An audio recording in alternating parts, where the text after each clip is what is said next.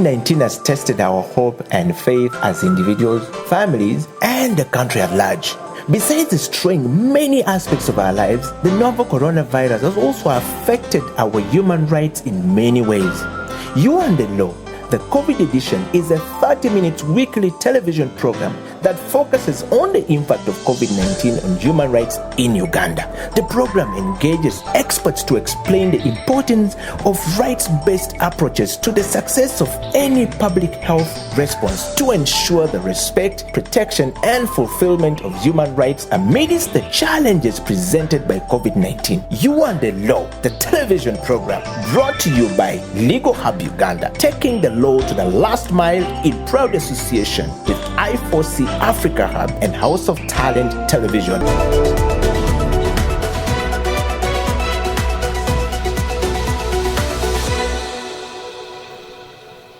What would you tell an ordinary person, a border rider, teacher, a doctor, soldier? What would you tell them about human rights? What is this animal? Why is it important? Why should I know about it anyway? I would simply tell them that if you're a human being, you have rights. Those rights are called human rights. They are examples: the right to health, the right to freedom from torture, that underscores human dignity. Freedom from slavery. You're not supposed to be someone's slave. You're born free. The right to basic education, like primary education, A-level. The right to your religion, if you're a Buddhist, Hindu, Muslim, name it. Worship your God.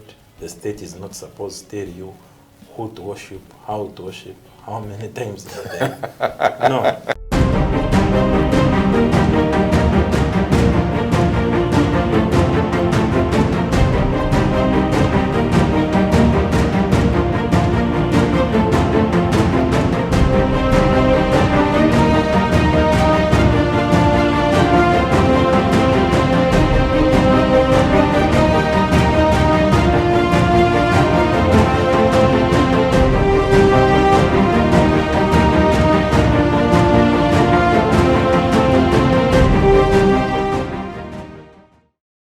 COVID-19 came and disorganized our economy, brought our health system to its knees, and along the way, affected our rights significantly. This is You and the Law, the COVID edition here on House of Talent Television. My name is Jonathan Ochom, your host. Today, we talk about COVID-19 and how it has affected our rights, our human rights that are provided for in different laws. With me in studio is an outstanding human rights lawyer, a founding partner of Kiiza and Mugisha Advocates, CEO of the Environmental Shield, and recently a winner of the Human Rights Defender Award by the National Coalition of Human Rights Defenders. Eron, Kiiza, you're welcome to You and the Law, the COVID edition. Oh, thank you, and thank you for the accolades. In House of Talent Television, what we do is we fist bump, and then we spread the love. So let's do this again. Fist bump and spread the love. That formula was taught to us by a man of God, Pastor Joshua Mugabe. He's a big fan of this television, and he says that you always have to spread the love, especially in these tough times. How have you been, Eron? I'm well, despite COVID-19. I know that, like you said, it's been a tough time for many people, and as a human rights lawyer, I'm sure it also brings in lots of issues around your work. But I'm interested in actually knowing first about your model, because Kiiza and Mugisha Advocates is substantially handles human rights work. How has that been working for you, and especially in this period? In the first lockdown, we are really very busy as our clients were locked up. We had to engage with CMI, we had to engage with police. CMI is the Chieftains of Military Intelligence, intelligence wing of UPDF of the military. We had run-ins with police, and even at some point, Nicholas was detained. Nicholas Opio. And together with Odu and the Somu, we didn't sit down, we kept working because COVID-19 amplified the vulnerabilities of the vulnerable people we have already served. Yes. I mean, it's sad because those are some of the people who really work hard to defend our rights in Uganda, Yes. and having them, locked down in this period, yeah, should be a sad trajectory for our human rights as a country. It highlighted the struggles of human rights defenders in Uganda and the risks that they face by the very virtue of defending rights. We become a target of anti-rights people in Uganda. Yes. Well, I'm happy that you're here and you could, make it to House of Talent Television. So you talked about human rights defenders, and that sort of brings me to, first conversation around understanding, unpacking this animal called human rights. What would you tell an ordinary person, a border rider, a teacher, a doctor, soldier? What would you tell them about human rights? What is this animal? Why is it important? Why should I know about it anyway? I would simply tell them that if you're a human being, you have rights. Those rights are called human rights. They are examples: the right to health, the right to freedom from torture, that underscores human dignity. Freedom from slavery. You're not supposed to be someone's slave. You're born free. The right to basic education, like primary education, A-level. The right to your religion, if you're a Buddhist, Hindu, Muslim, name it. Worship your God. The state is not supposed to tell you who to worship, how many times a day. No, you have a right to work. A right to work. You have freedom of association. So Westje, Bobby Wine, Robert Mao, just like Museveni, should be free to organize political parties, political activities, and persuade Ugandans that each of them is the best candidate on a level field. But we could also associate in football clubs. We could associate. I know Ugandans are good with yes, European football, especially. Yes, so we can fight over money and Arsenal.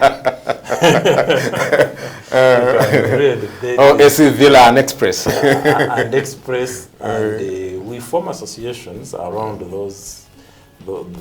that passion, but we could also be associating over neither football nor politics. It could be economy in cooperatives. So there are many ways of associating, and it's your right to associate, or even not to associate. You shouldn't be conscripted into a group that you're not very keen on, comfortable about. And you have a right to freedom of movement. Yes, to enter Uganda, to leave it. You may need a passport for some countries, a visa even for others, a national ID if you're just going within the region. You have also personal liberty to move within the country, to move without restraint. Because now when you're restrained, when the police sends you under arrest, then that's arrest. That's detention. Yeah. So now talking about rights, so where do these rights come from? Because I think you're explaining the ideas, but then where are they rooted? If I say you're violating my right to X, Y, Z, where do I refer to? Do I just imagine it in my head, or is there some sort of framework in place? Philosophically, they root in the very idea that you're a human being. They are inherent. But legally, they are spelled out in the national constitution. And the supremo, which is the supreme law of the land, and there are a cluster of other laws that supplement the constitution to ensure that you have procedures on how to go about your rights. The Children's Act, the Human Rights Enforcement Act, the Environment Act, and other laws that come after that. So then there are court decisions that also clarify and interpret those rights. So the freedom of religion was talked about, judicial review, access to remedy, Father Mishchire. So there are many court decisions that have pronounced themselves affirming freedom of expression. Like Onyango Boys, a famous case, Onyango band Andrew Mwenda, when the state was harassing them over their speeches, journalistic work. So courts' decisions, the Constitution of Uganda and other laws are the legal framework for human rights in Uganda. Okay. And then slightly out of Uganda, is there a framework within the region, Africa, East Africa? At the East African level, we have the Treaty for the Establishment of the East African Community, which talks of rule of law, of good governance, of accountability, of democracy, and even respect for universal human rights. And the broader African continent-wide, we have the African Charter on Human and People's Rights. At the international global level, we have a UN system of the International Bill of Rights, of the International Covenant on Civil and Political Rights, the rural rights, or the civil liberties, then the red rights, preferred mostly by China, formerly the communist bloc, and even Africa and Asia, the conventional economic, social and cultural rights. Yeah. And before those two, we had the 1948 Universal Declaration of Human Rights. Universal, that sort of cuts across the... Yes, and I think that's the most important human rights instrument. It has all shades of human rights, and it reflected global consensus on human rights. Yeah. Okay, I think that's a good, point to go for a break, because you've provided the concept and the legal framework around this. Viewers, you're watching House of Talent Television. This is You and the Law, the COVID edition. Let's go for a break, and we'll be right back.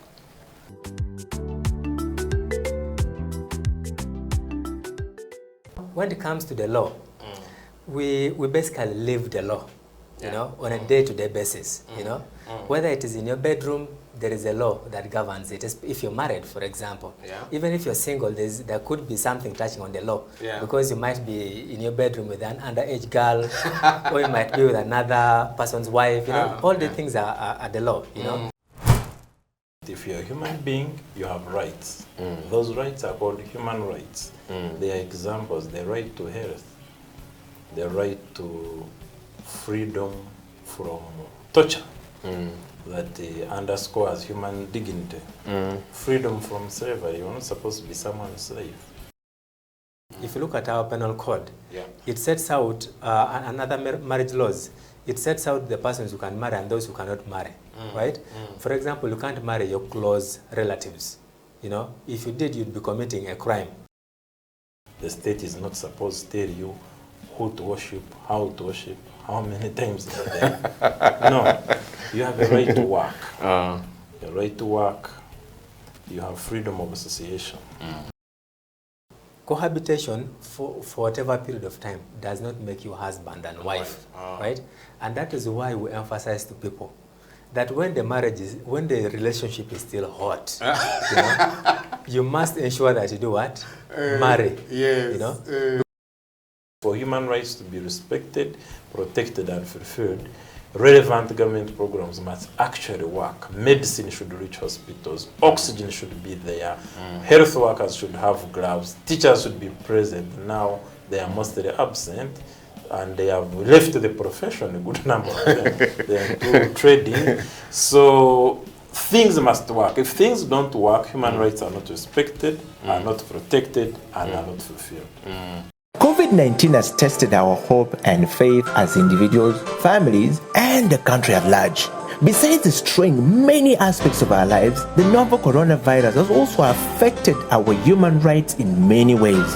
You and the Law, the COVID edition, is a 30-minute weekly television program that focuses on the impact of COVID-19 on human rights in Uganda. The program engages experts to explain the importance of rights-based approaches to the success of any public health response to ensure the respect, protection, and fulfillment of human rights amidst the challenges presented by COVID-19. You and the Law, the television program, brought to you by Legal Hub Uganda, taking the law to the last mile in proud association with I4C Africa Hub and House of Talent Television.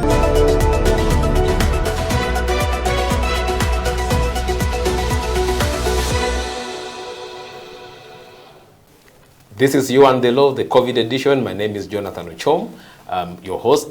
Today we are privileged to have Mr. Eron Kiiza, an outstanding human rights lawyer, helping us to unpack the interplay between human rights and COVID-19 pandemic.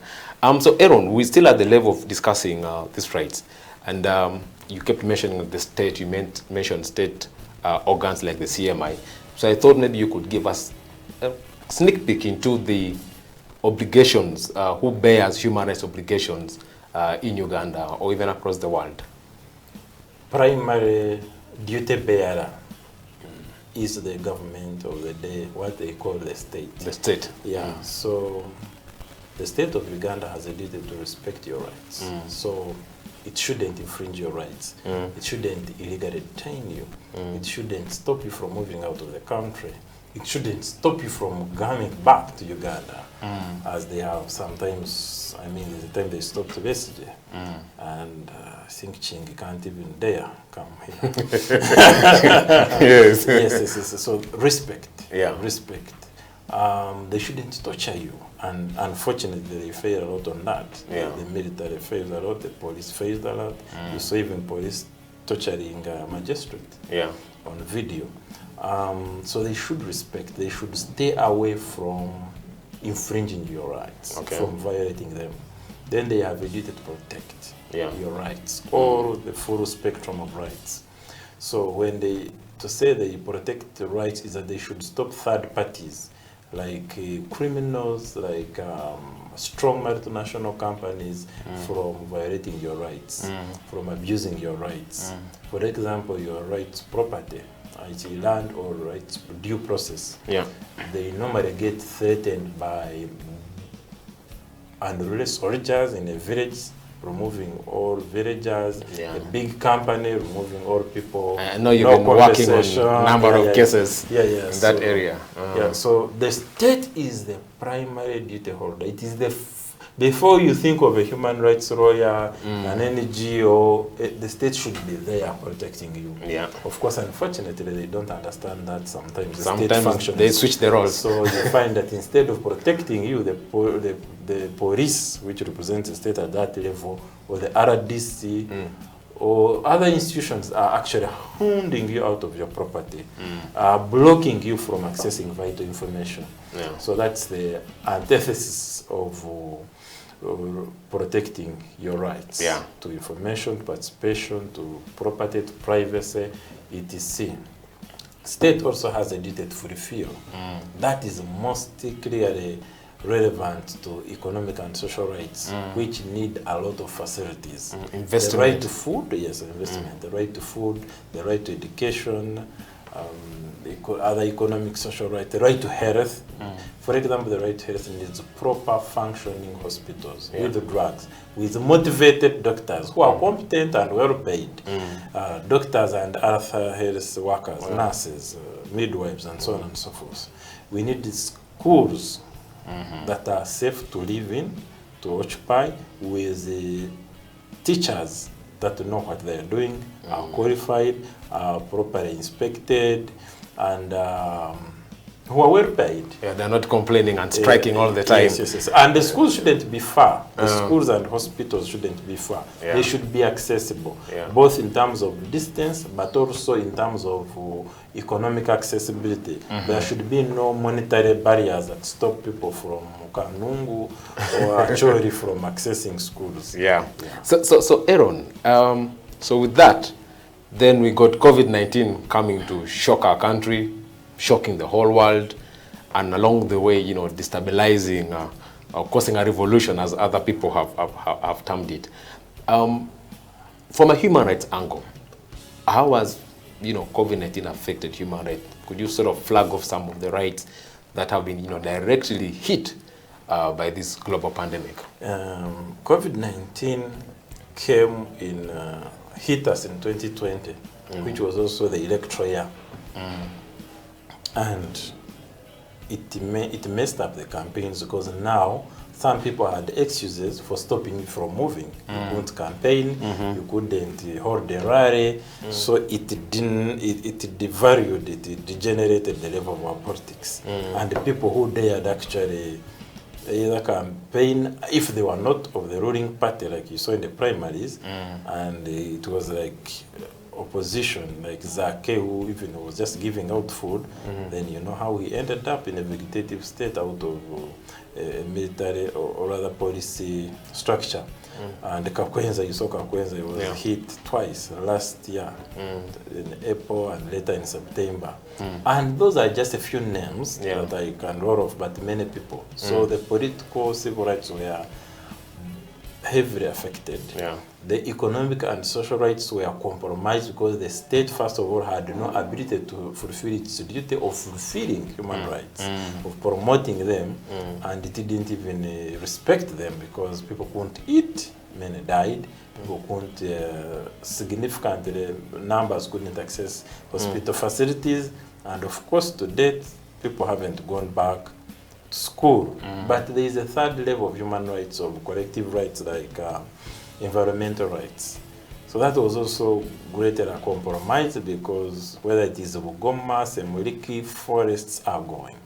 And the tempo of deforesters increased during COVID because there was no watchful eye.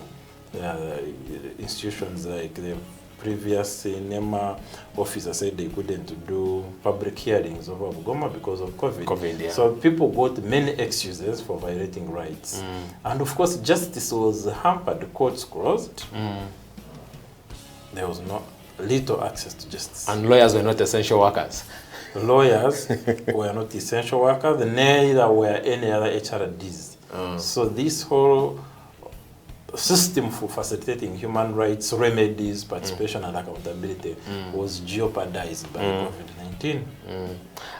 But you paint a picture that I could say maybe is a little bit gloomy, but I'm wondering, from what the government did, the government interventions, there's a lockdown, justifiable, airports shut down, an attempt at online education, an attempt at food distribution, and cash distribution and stuff like that.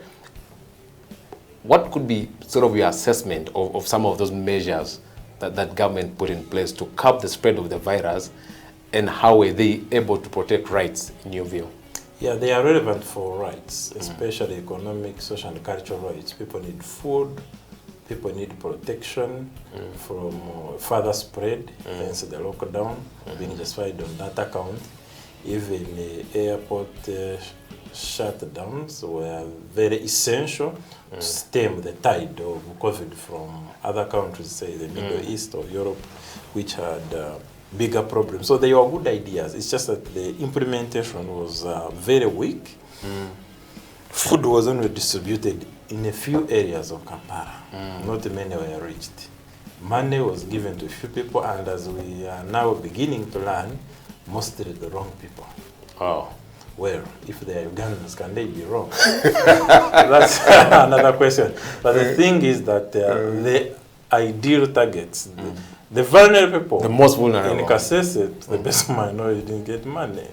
And the other, even in your area, you just need to call and they will tell you, no, we are still waiting for the Nabanja money, and it's not coming. And of course, unfortunately, it is thought as a government gift. It's a government duty. Government needs to do that for it to continue being government. If it doesn't, it stops. I also know that from the aspect of the law, there was an attempt at e-justice. I think I saw some videos of people appearing in court through video link.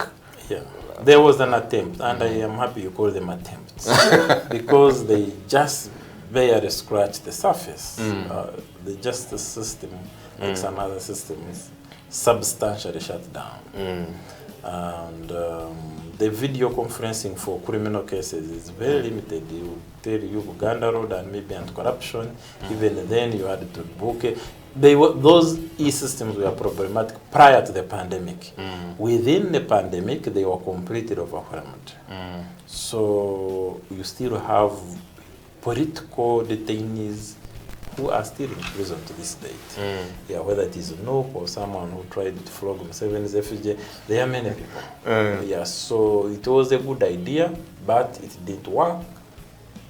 But it didn't work, and much of these are guarantees. under the law and everything. So those are negations to fundamental human rights. The failure of good government programs to be implemented. Because for human rights to be respected, protected, and fulfilled, relevant government programs must actually work. Medicine should reach hospitals. Oxygen should be there. Health workers should have gloves. Teachers should be present. Now they are mostly absent. And they have left the profession, a good number of them. They are into trading. So things must work. If things don't work, human rights are not respected, are not protected, and are not fulfilled. So overall, you could say... The performance was dismal, 10%. Isn't that... I'm being generous. With 10%? Yes. Because if you only give food to a few people in Kawempe, only in Kampala, a few sporadic out people. of about 42 so million. I'm generous with the 10% score. I'm only trying to make sure that I reach home. But at least you appreciate the initiative. Yes, very much. Principle. The ideas are very good. It's a good thing to give people food. We need food because we are not working. So we need to be fed. We need money to feed because we need data and so on to communicate because that's more important now because we can't physically visit people we love. We need to give them phone calls. We need to text them. We need to work. And hopefully you are testing people in the outside the Not wrong people. Yes. And we need to work. The internet is very much instrumental. It's the new office. The new office, people really have there's a big economy on the internet and it enables people to work even internationally. People have been attending meetings. The good side, the flip side of COVID is that it has heightened the importance of virtual space, of virtual work, of virtual jobs. Yes. Okay, viewers, you're watching You and the Law, the COVID edition. My name is Jonathan Ochom, your host, and today we're hosting Eron Kiiza from Kiiza and Mugisha Advocates, a top human rights practice law firm in Uganda. Let's go for a break. We'll be right back.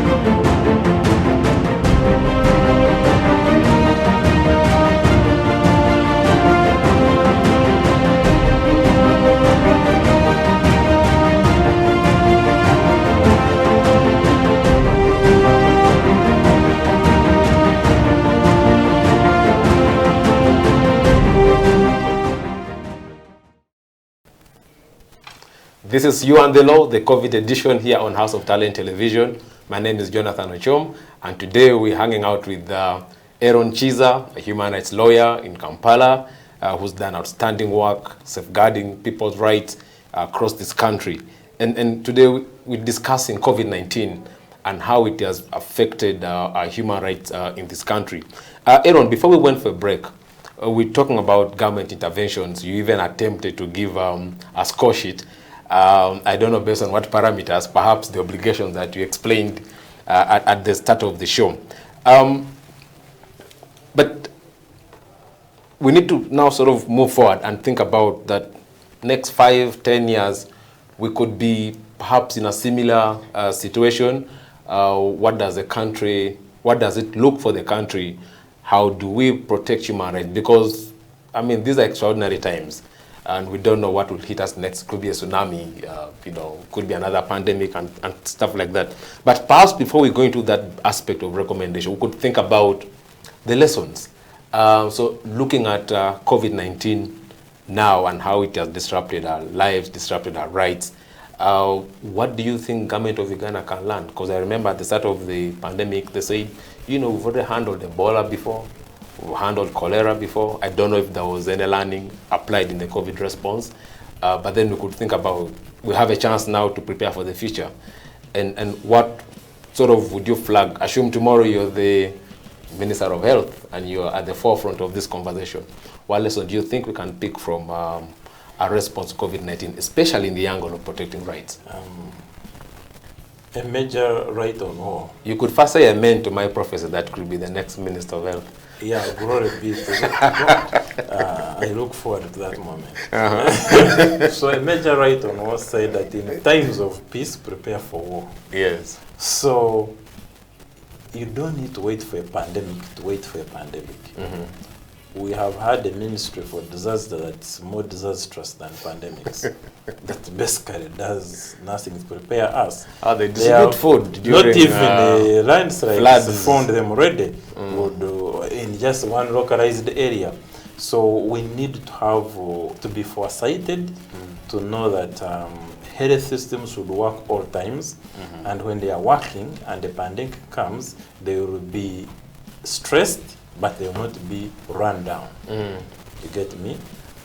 We also need to know that the human rights do not frustrate service provision or COVID responses or pandemic responses.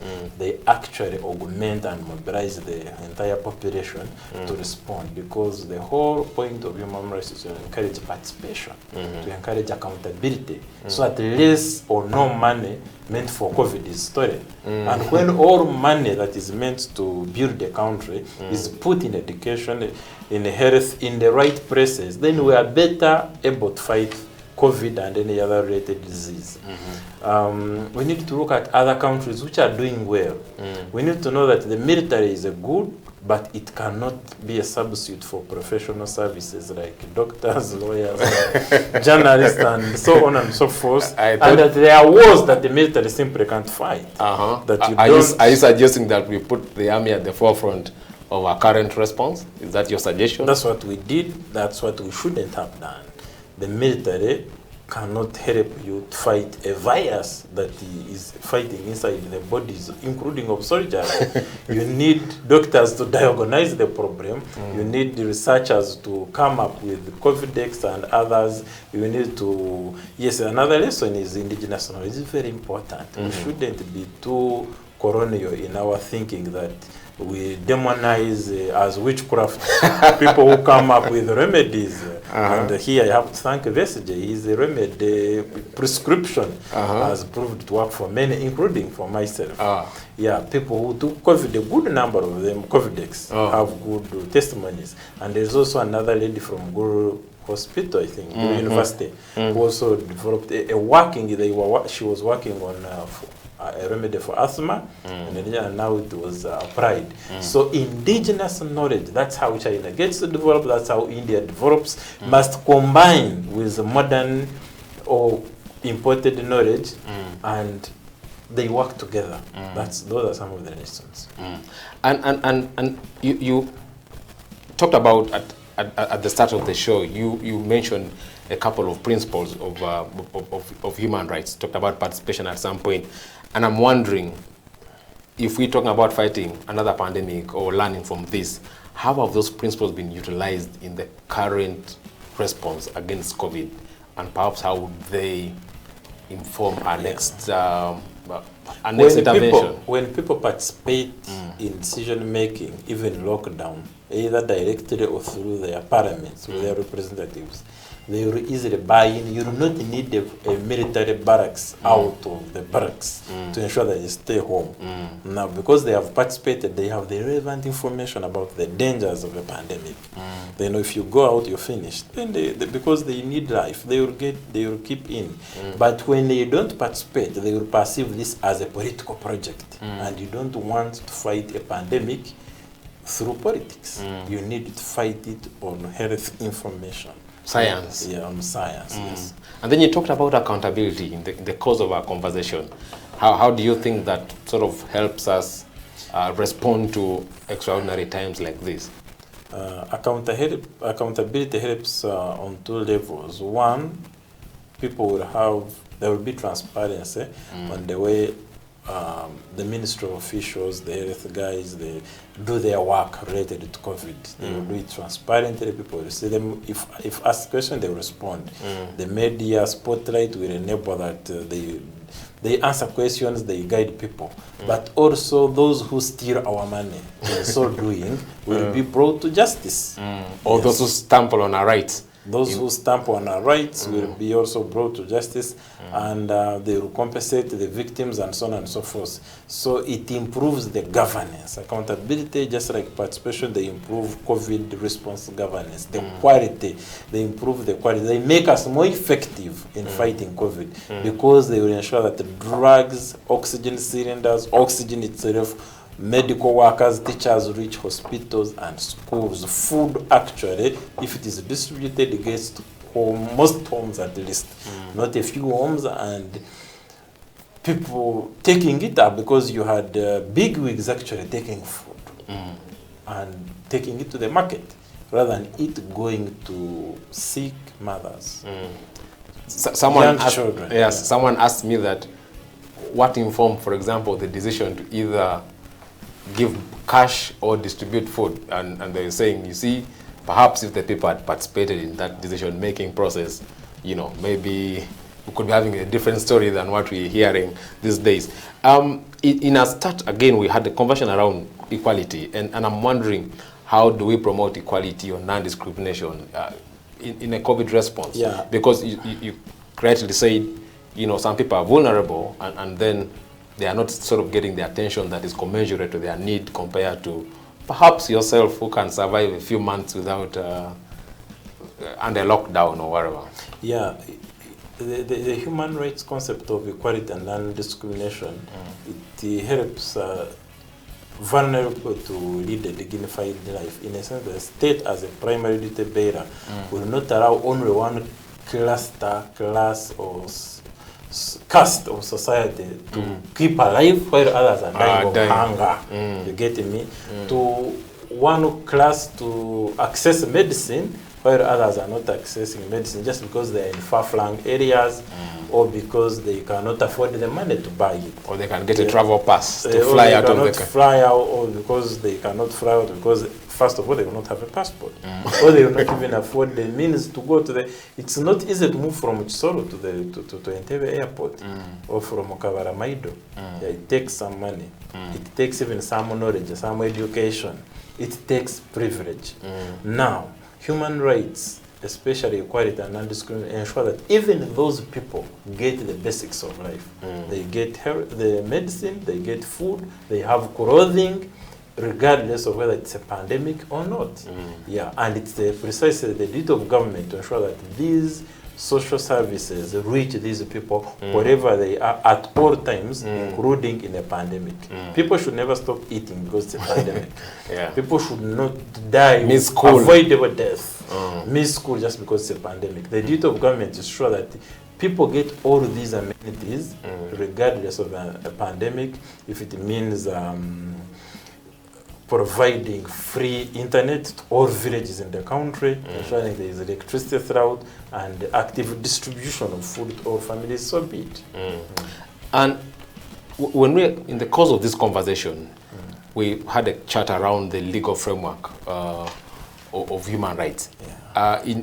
During Uganda's COVID response, which is still ongoing, there was a debate at a certain point around the issuance of presidential directives, and there was, you know, people saying that, you know, we're enforcing the directive, and then there was a school of thought that no, actually, the power to make these laws and regulations is actually vested in one person, like the Minister of Health and things. I thought I could pick your mind there as a lawyer, because I know legality is a core aspect of human rights. It's an underlying principle. What's your thought around the interplay between presidential directives? Yeah, the marking guide is simple. There's a marking guide. Was there participation of the people in the COVID responses, or it was just a president sitting with a clique of ministry officials and proclaiming to all of us what we should do or should not do? Was there accountability of people who stole all these things? There is a constitution, was it respected? Because the constitution is the supreme law, and you don't declare an emergency except within the confines of the constitution. Of the law. Was it done? It was not done in the constitution. If it was done according to the constitution, it would have been through parliamentary resolution, and parliament would have had oversight over the situation. But even legally speaking, parliamentarians were not allowed to move. They were on removing. They because were not essential. They were not the essential workers.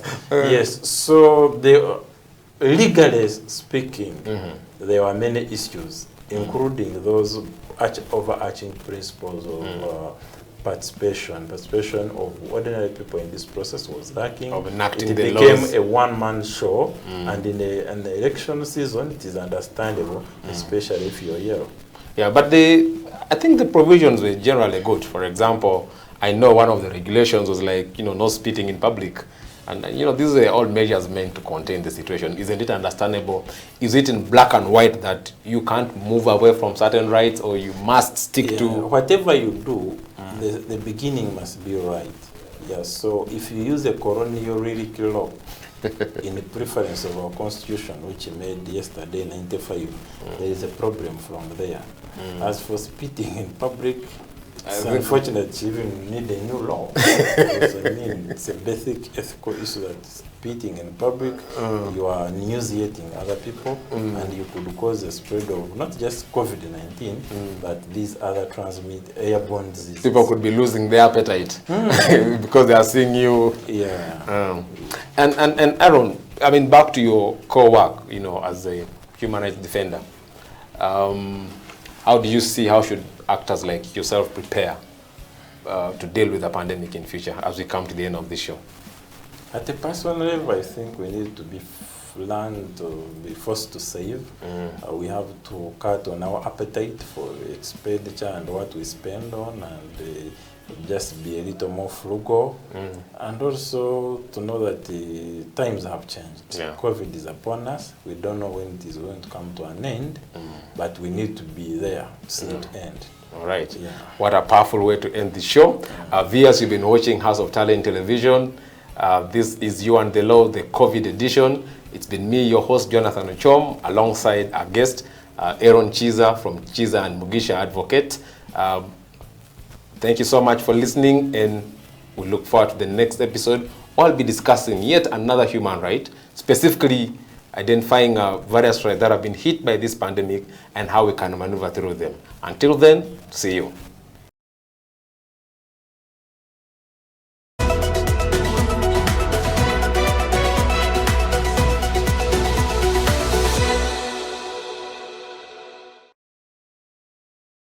COVID-19 has tested our hope and faith as individuals, families, and the country at large.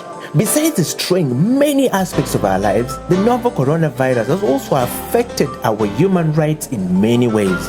You and the Law, the COVID edition, is a 30-minute weekly television program that focuses on the impact of COVID-19 on human rights in Uganda. The program engages experts to explain the importance of rights-based approaches to the success of any public health response to ensure the respect, protection, and fulfillment of human rights amidst the challenges presented by COVID-19. You and the Law, the television program, brought to you by Legal Hub Uganda, taking the law to the last mile in proud association with I4C Africa Hub and House of Talent Television.